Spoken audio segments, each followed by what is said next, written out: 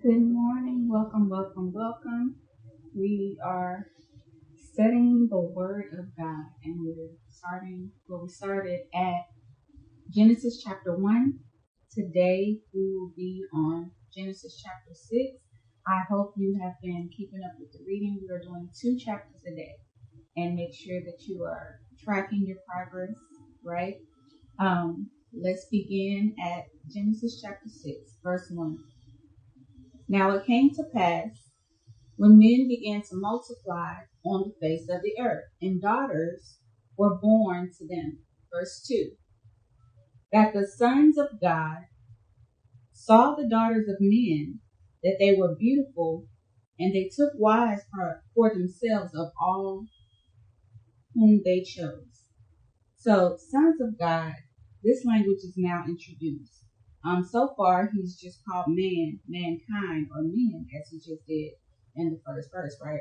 So many argue whether sons of God are men, maybe wicked men, or fallen angels, or angelic beings. But the prior verse already says that men begin to multiply. So why would the text now read, instead of men, sons of God, right? And then they took those daughters of men to become wives. So we'll see where else it mentions sons of God, and then we'll come back to this question, right? Verse 3. And the Lord said, My spirit shall not strive with man forever, for he is indeed flesh, yet his days shall be 120 years. Okay, so the last chapter we read about the genealogy of Adam, specifically Seth, right? And how these men were living well past 500 years old. So now God puts that limitation on the spirit that he breathed into us, and he limits it to 120 years, right? Verse 4 says, There were giants on the earth in those days, and also afterward, when the sons of God came in to the daughters of men, and they bore children to them. Those were the mighty men who were of old, men of renown. So clearly, the sons of God are not the same as regular men. Okay, can you agree to that? The giants described here that resulted from them picking the daughters of men and marrying them. These were called Nephilim, and they were so large that they made human beings look like grasshoppers. Right? Let's go to verse 5. Then the Lord saw that the wickedness of man was great in the earth, and that every intent of the thoughts of his heart was only evil continually. Right? We're not even I don't even think we're 10 generations in.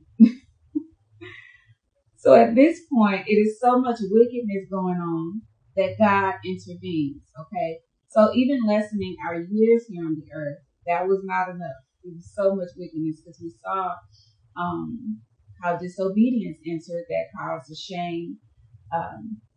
Then we see the shame, and then also fear.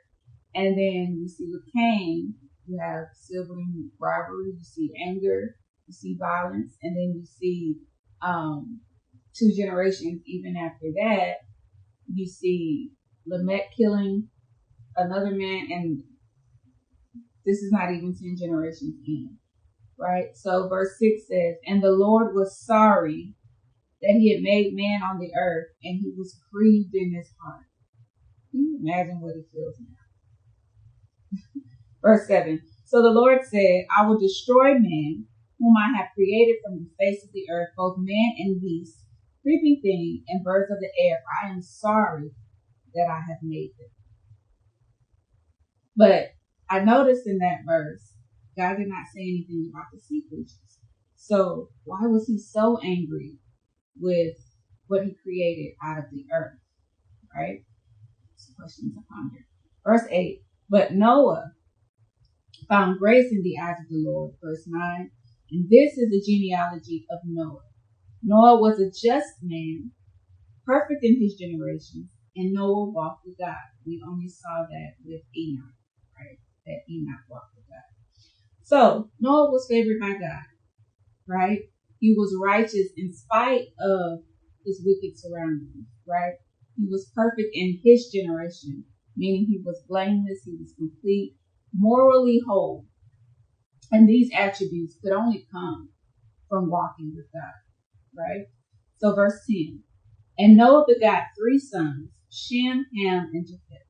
Verse 11, the earth also was corrupt before God, and the earth was filled with violence.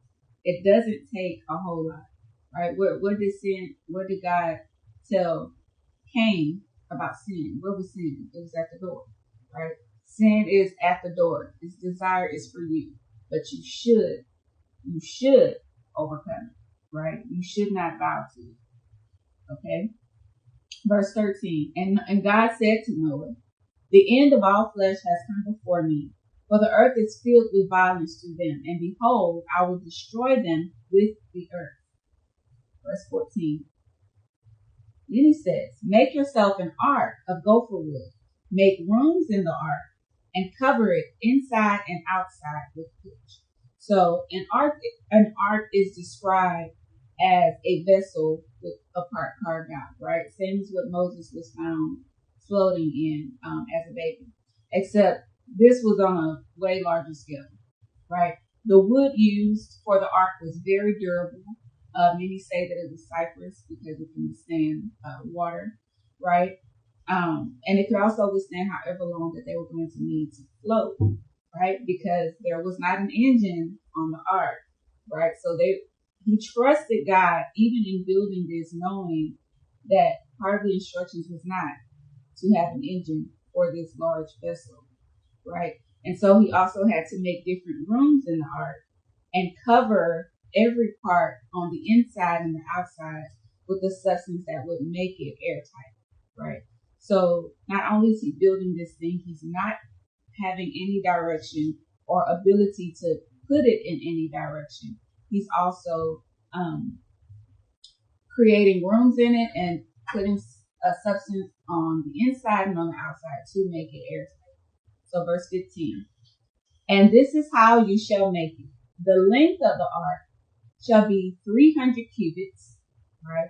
Its width 50 cubits and its height 30 cubits, right? So God tells Noah what he's going to do, right?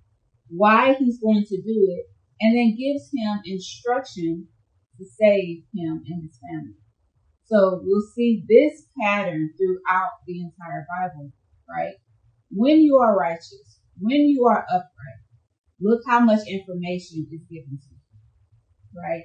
And this is how the righteous will never be moved. This is how we know the righteous is never forsaken.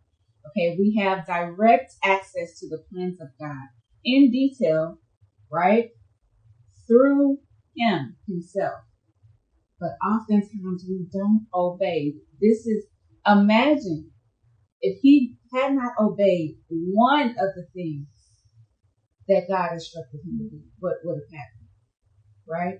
So the length of the ark that he made, it was 300 cubits. And a cubit is about from the length of your elbow to your fingertips, about 18 inches, right? So 300 cubits would be about 450 feet. It was 50 cubits wide. That's about 75 feet. Okay. And then 30 cubits tall. That's about 45 feet. So the ark was a little more than about 3/4 of an acre. I'm just telling you in our terms so you can understand what he had to build, how big it was.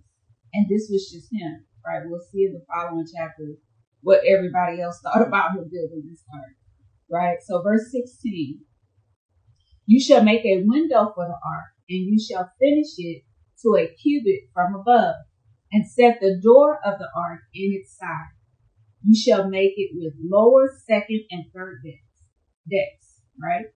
Verse 17, and behold, I myself am bringing flood waters on the earth to destroy from under heaven all flesh in which is the breath of life. Everything that is on the earth shall die.